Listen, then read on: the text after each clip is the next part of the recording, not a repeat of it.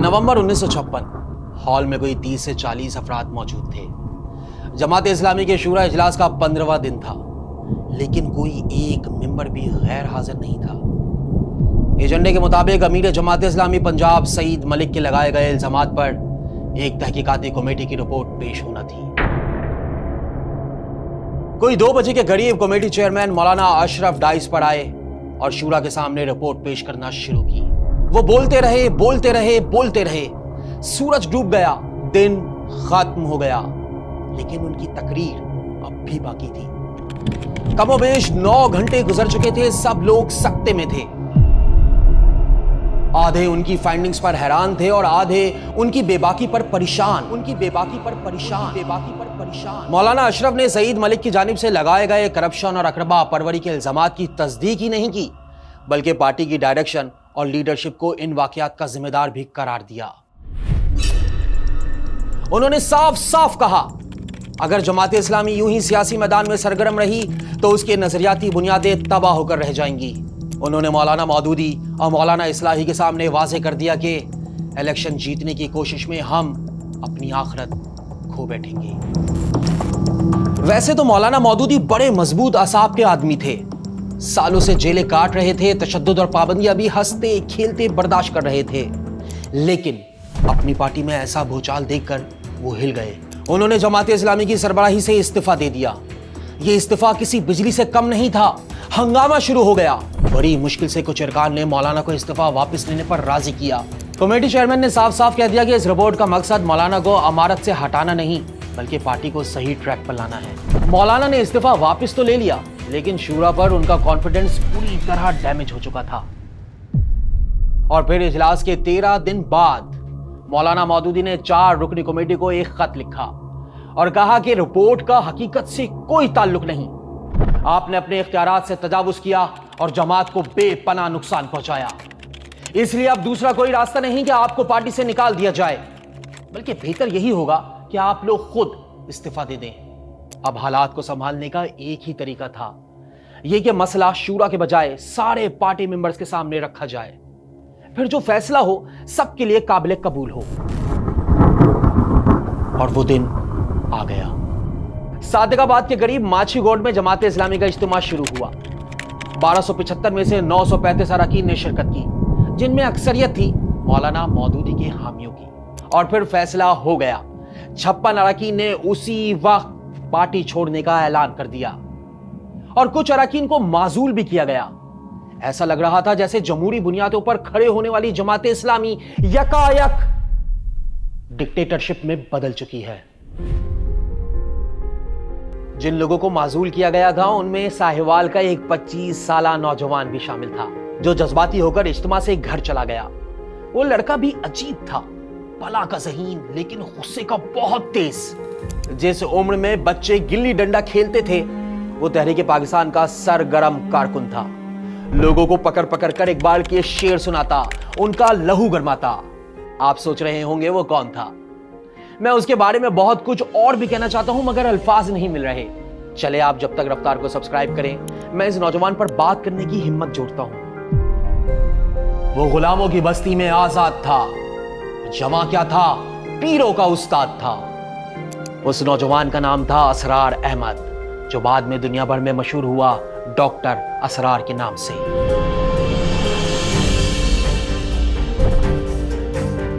आप खुद क्यों नहीं पढ़ते दीन को? आपने ये मौलवी प्रोफेशन क्रिएट क्यों किया है? इस्लाम में कोई मौलवी प्रोफेशन नहीं। हर मुसलमान को इस काबिल होना चाहिए कि नमाज पढ़ाए। हर मुसलमान को इस काबिल होना चाहिए अपनी बेटी का निकाह खुद पढ़ाए। असरार अहमद 26 अप्रैल 1932 को हरियाणा के जिला हिसार में पैदा हुए। बंटवारा हुआ तो अपने खानदान के साथ हिजरत की। 20 दिन पैदल सफर के बाद साहिवाल पहुंचे। असरार अहमद पढ़ने में बहुत तेज थे। इंटर के इम्तिहानात में जिला में 4थी पोजीशन हासिल की और इसी वजह से लाहौर के किंग एडवर्ड मेडिकल कॉलेज में दाखिला मिल गया। लेकिन हाल वही था जो पाकिस्तान में हजारों मेडिकल स्टूडेंट्स का होता है, जो सिर्फ फैमिली और सोसाइटल प्रेशर्स की वजह से डॉक्टर बनते हैं। असरार अहमद का दिल अनाटॉमी, पैथोलॉजी और फिजियोलॉजी की किताबों में नहीं, بلکہ بانگ درا بال جبرائیل ضرب کلیم میں زیادہ لگتا تھا۔ اقبال اور اسلام کا یہی رومانس انہیں ایک دن کالج میں واقع جمعیت کے دفتر تک لے گیا۔ پھر کیا تھا، پیاسے کو کنواں مل گیا۔ صرف 2 سال میں وہ ایک عام کارکن سے اٹھ کر ناظم اعلیٰ کے عہدے تک پہنچ گئے، اور ناظم بھی کوئی عام ناظم نہیں، ایسا ناظم جس کا نام گلی محلوں سے لے کر مولانا اصلاحی اور مولانا مودودی تک بلکہ جماعت اسلامی کا ہر چھوٹا بڑا کارکن جانتا تھا۔ لیکن ابھی اسرار احمد نے گریجویشن مکمل ہی کیا تھا کہ جماعت اسلامی میں زلزلہ آ گیا، وہ زلزلہ جس کے آفٹر شاکس آج 70 سال بعد بھی محسوس کیے جا سکتے ہیں۔ ماچھی کوٹ اجتماع کے بعد ڈاکٹر اسرار کا دل ٹوٹ چکا تھا، لیکن انہوں نے اب تک جماعت اسلامی کی رکنیت سے ریزائن نہیں کیا تھا، بلکہ انہوں نے تو ایک تقریر بھی کر ڈالی کہ اختلاف ہے لیکن جماعت نہیں چھوڑوں گا۔ دل اور دماغ میں یہی کشمکش چل رہی تھی کہ رمضان المبارک کا مہینہ آ گیا۔ ڈاکٹر اسرار احمد نے اعتکاف کرنے کا فیصلہ کیا، بلکہ یہ سمجھے کہ ایک بڑا فیصلہ کرنے کے لیے انہیں تنہائی اور سکون کی ضرورت تھی، اور پھر فیصلہ ہو گیا۔ 29 رمضان المبارک 26 اپریل 1957 یعنی اپنی سالگرہ کے دن نوجوان ڈاکٹر اسرار نے دل پر پتھر رکھ کر جماعت اسلامی کی رکنیت سے استعفیٰ دے دیا۔ علیحدگی کا اصل سبب ہے وہ تو صرف ایک ہے، پہلے وہ ایک اصولی اسلامی انقلابی جماعت تھی، اب وہ اسلام پسند قومی سیاسی جماعت بن گئی۔ یہ سن 55-56 کی بات ہے کہ مولانا اس پر جمے ہوئے تھے، لہٰذا راستہ الگ کر دیا۔ لیکن اس کا یہ مطلب نہیں کہ مولانا مودودی سے کوئی اور اختلاف نہیں۔ یوں بچپن سے اب تک سیاسی اور سماجی تحریکوں کا حصہ رہنے والے اسرار احمد اکیلے رہ گئے زندگی میں پہلی بار۔ اب ان کے پاس کچھ نہیں تھا سوائے اپنے نظریے کے۔ اگلے 8 سال انہوں نے امین حسن اصلاحی اور عبدالغفار حسن سے کئی ملاقاتیں کی، ایک نئی تحریک بنانے کی کوشش کی، لیکن کامیابی نہیں ملی۔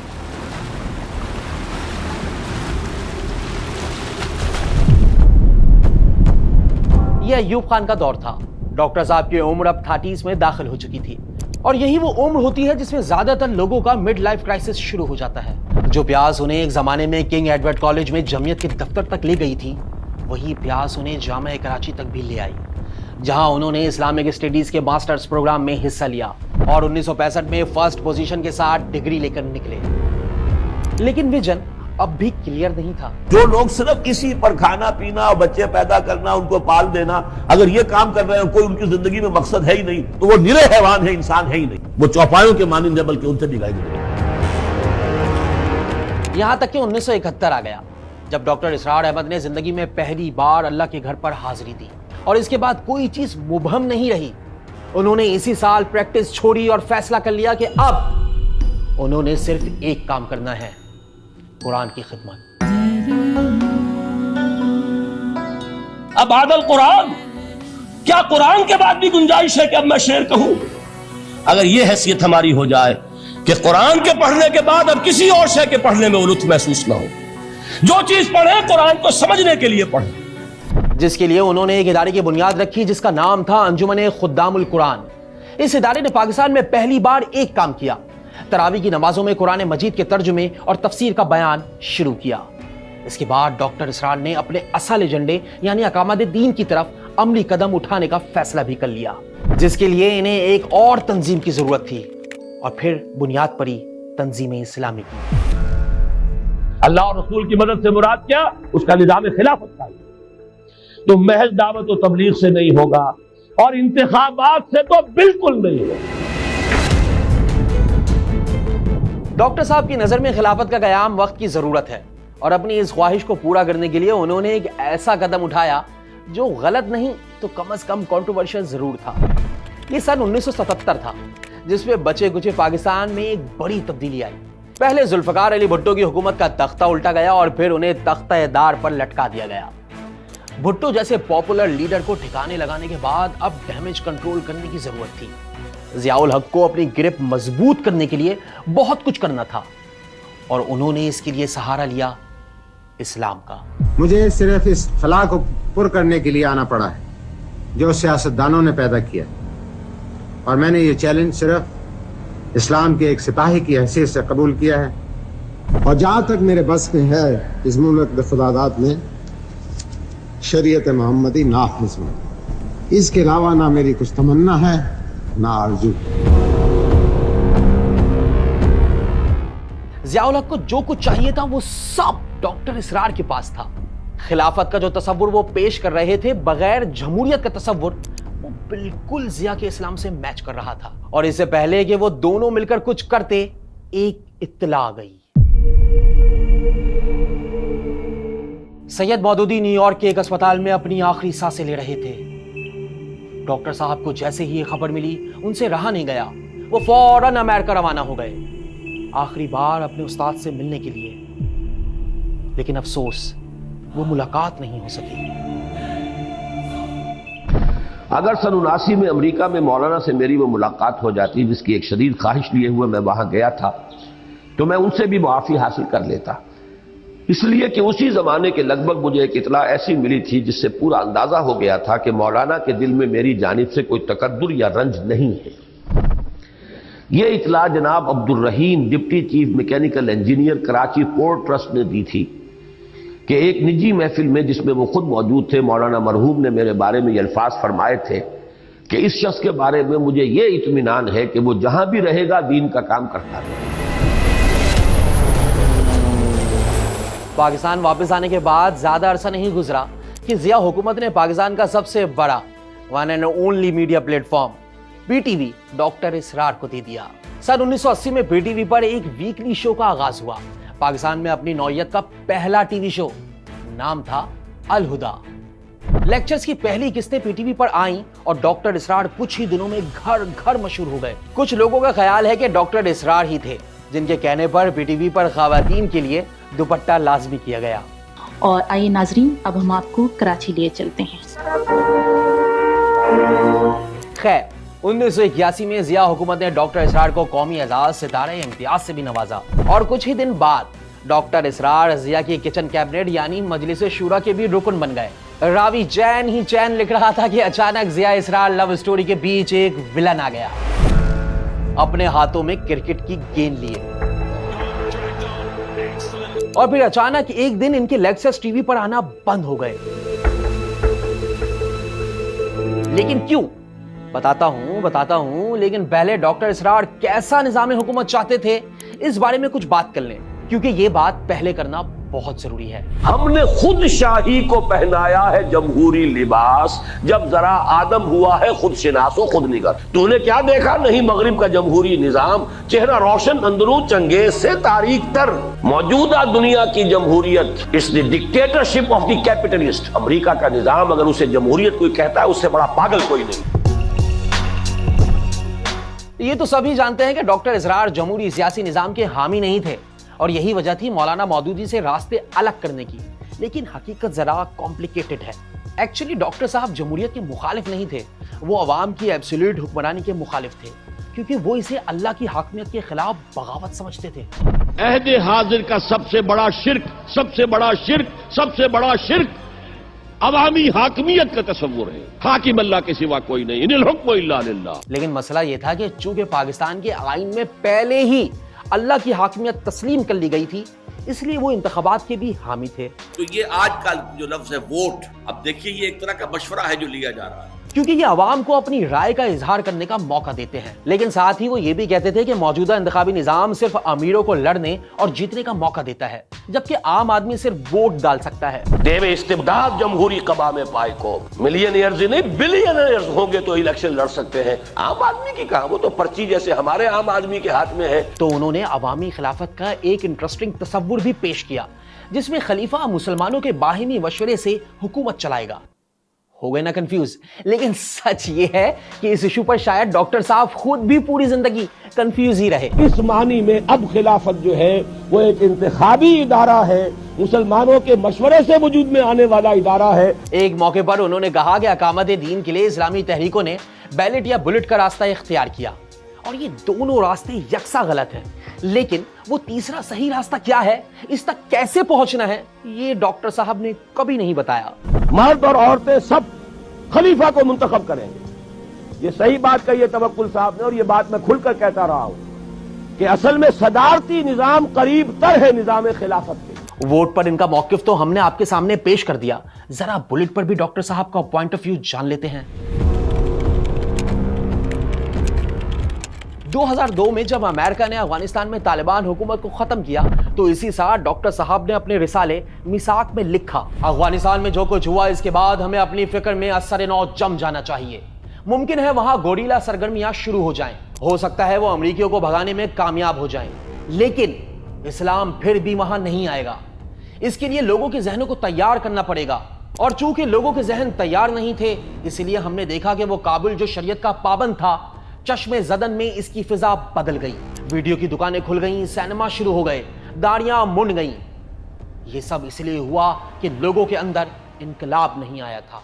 आप बिल्कुल ठीक समझे, ये तो बिल्कुल तबलीगी जमात वाला नजरिया और बातें हैं, लेकिन खुद डॉक्टर साहब तबलीगी जमात के बारे में जरा मुख्तलिफ राय रखते थे। लेकिन यह है कि उनका नंबर एक तो यह कि तसव्वुर दीन महदूद है, लेकिन दीन का इज्तिमाई तसव्वुर, एक निज़ाम का तसव्वुर और निज़ाम अदल व क़िस्त को कायम करने की जो अहमियत है दीन में, वो उनके सामने नहीं। अक्सर यही सवाल डॉक्टर साहब से भी होता रहा कि जमात इस्लामी और तंजीम इस्लामी में बुनियादी फर्क क्या है, तो उन्होंने इसका जवाब यूं दिया कि वो जमात इस मुल्क में इस बात की कायल है कि इलेक्शन के जरिए से वो इस्लाम को नाफिज करे। इलेक्शन के जरिए से इक़्तिदार जो है इस्लाम पसंदों या इस्लाम के साथ मुखलिस ताल्लुक़ रखने वालों को हासिल हो और उसके नतीजे में वो इस्लाम को कायम करे। हमारे नज़दीक ये खाम ख्याली है, इससे कोई नहीं।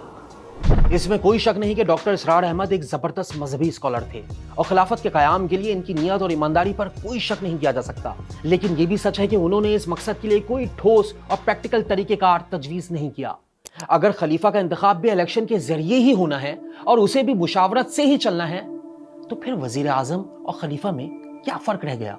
मुल्ला ने सबसे पहले, हमारे फुक़हा ने मुतगल्लिब की हुकूमत को जायज करार दिया। अगर कोई शख्स अपनी कुव्वत के बल पर आकर हुकूमत पर कब्जा कर ले तो जायज। हुक्मरान के खिलाफ कोई बगावत नहीं कर सकते जब तक कि वो तुम्हें कुफ्र का हुक्म न दे। ये तसव्वुर है जो सुन्नी इस्लाम के अंदर उसकी रगों में चला गया और उसने सुन कर दिया इस्लाम। इस्तिस्ना अगर है तो शिया इस्लाम नफरत करते हैं, यही उनकी पूरी तारीख के अंदर है। सवालात तो और भी बहुत हैं, जैसे खुद तो वो जिंदगी भर नजरिया खिलाफत के लिए आवाज उठाते रहे, लेकिन खिलाफत और मलूकियत जैसे हसास मामले पर वो मौलाना मौदूदी का साथ देने के बजाय ट्रेडिशनल देवबंदी और सलफी स्कॉलर्स के साथ खड़े नजर आए।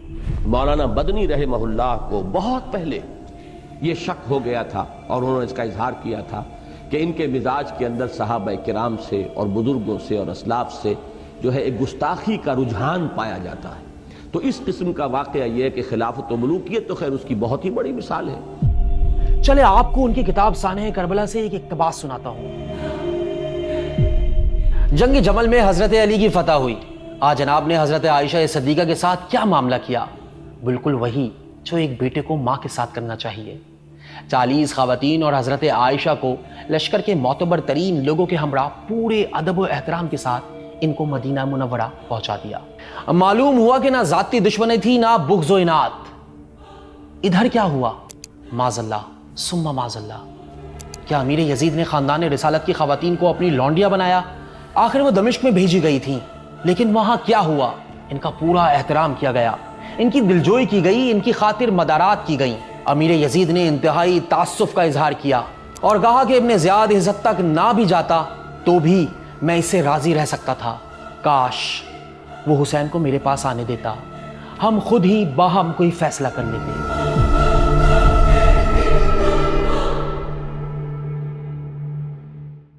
हमारा फर्ज क्या है? हजरत हुसैन की मदद करते रहिए, तारीफ करते रहिए, सहाबा किराम की मदद करते रहिए, मदह सहाबा, उसके लिए मजलिसें कायम हो रही। भाई कर क्या रहे हो? थे तो आबा वो तुम्हारे ही, मगर तुम क्या हो? हाथ पर हाथ धरे मुंतजिर फरदा हो। चले छोरे, आगे चलते हैं, बल्कि सॉरी पीछे चलते हैं। आपको बताते हैं कि पीटीवी पर डॉक्टर इसरार के लेक्चर क्यों बंद हुए।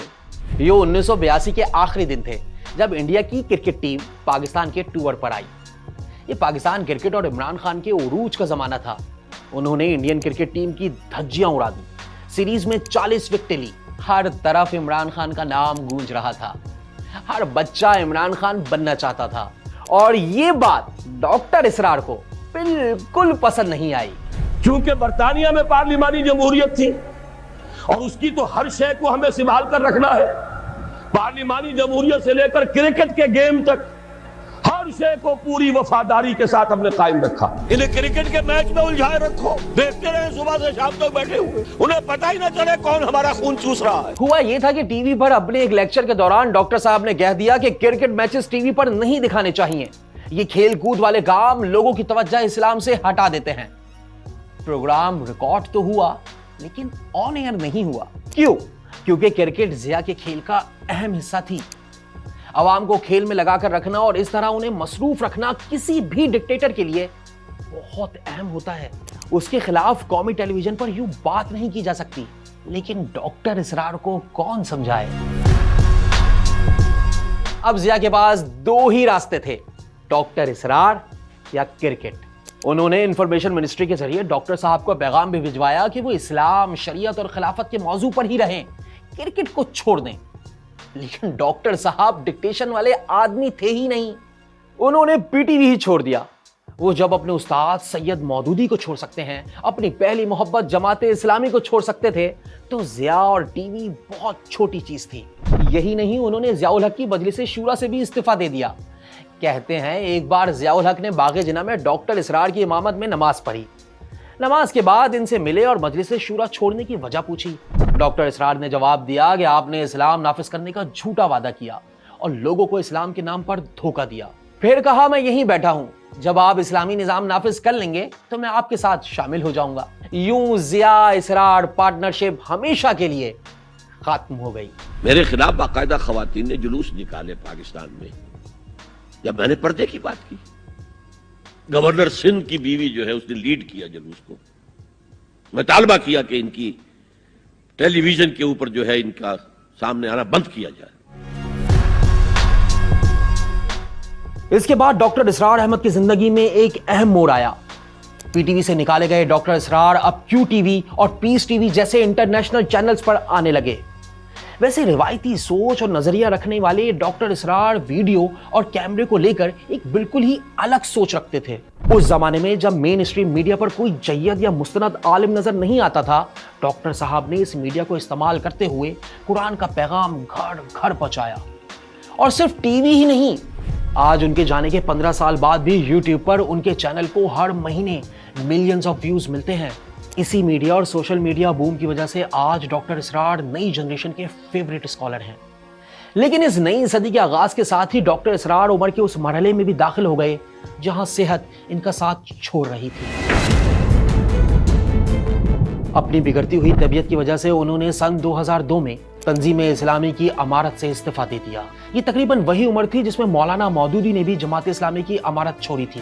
لیکن ڈاکٹر اور مولانا دونوں کے جانے کے بعد ان کی پارٹیز پہ جو کچھ ہوا وہ بالکل مختلف تھا۔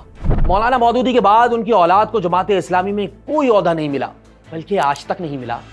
لیکن ڈاکٹر اسرار احمد کی زندگی میں ہی ان کے چھوٹے صاحبزادے عاقب سعید تنظیم اسلامی کے امیر بن گئے، وہ بھی اپنے والد کی مکمل تائید کے ساتھ۔ اکتوبر 2002 میں تنظیم کے رسالے میثاق میں ڈاکٹر اسرار نے کچھ یوں لکھا: عزیزم عاقب سعید کی جانشینی کے بارے میں نے کبھی سوچا تک نہیں تھا۔ مشاورت سے پہلے میرا فیصلہ ڈاکٹر عبد الخالق کے حق میں تھا۔ عاقب سعید کے بارے میں اگر کبھی ذہن گیا بھی تو میں ان کے گلے کی تکلیف، زکام کی مسلسل شکایت اور ان کی کچھ لیمیٹیشنز کے باعث انہیں ایلیجیبل نہیں سمجھتا تھا۔ لیکن مشاورت کے موقع پر کئی فعال بزرگ اور تجربہ کار کارکنوں اور دوستوں نے ان کے حق میں رائے دی۔ اس کے بعد ہی میں نے ان کے بارے میں سوچنا شروع کیا، لہٰذا آج میں اپنی دست برداری کے بعد سب سے پہلے عاقب سعید کے ہاتھ پر بیعت کرتا ہوں۔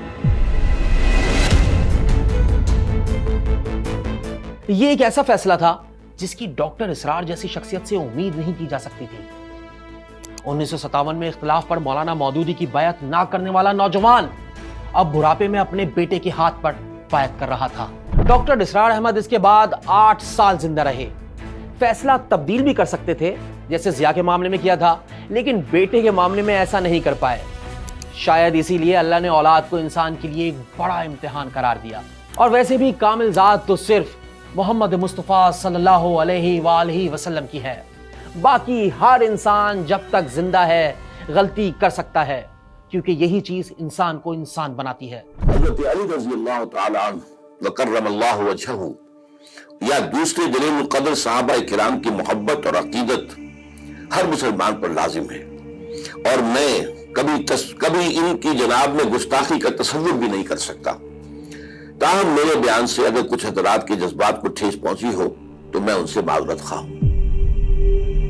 लेकिन एक बात याद रखें, कुरान ऐसी किताब है कि जो शख्स इसके लिए खुद को फना करता है, अल्लाह इसका जिक्र जिंदा कर देता है। डॉक्टर साहब ने अपनी पूरी जिंदगी कुरान के लिए वक्फ की थी, मालो दौलत, इज्जत, शोहरत, किसी चीज की परवाह किए बगैर।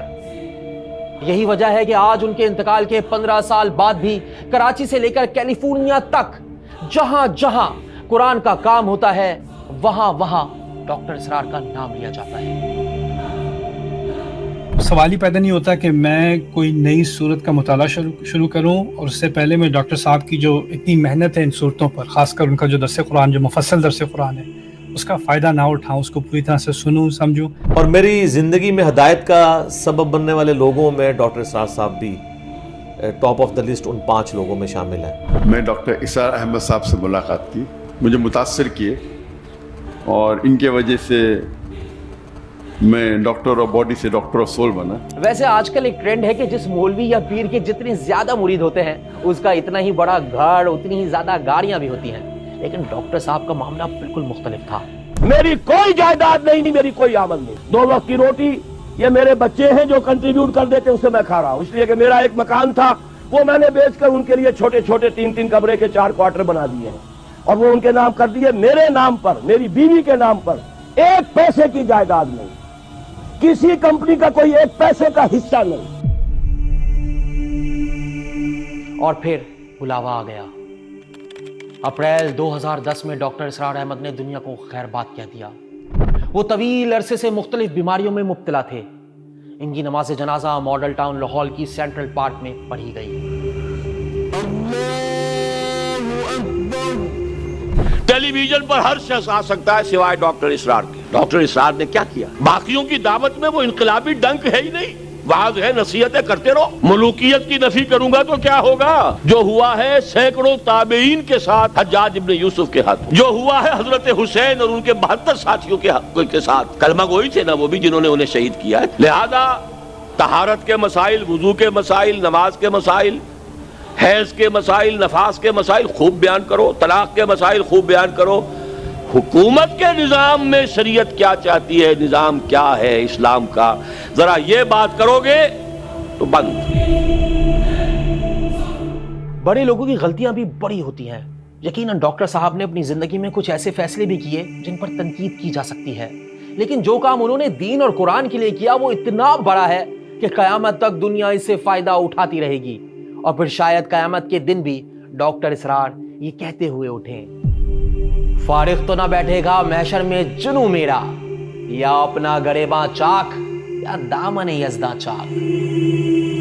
कितने ही लड़के लड़कियां से फैमिली या सोसाइटल प्रेशर्स की वजह से कोई डिग्री ले लेते हैं, लेकिन इनमें से कितने होते हैं जो आगे चलकर डिग्री के बजाय अपने पैशन के लिए काम करते हैं? घर हो या ऑफिस, हम में से हर दूसरा शख्स अपने सामने नाइंसाफी या हक तलफी होते हुए देखता है, लेकिन कभी आवाज नहीं उठाता।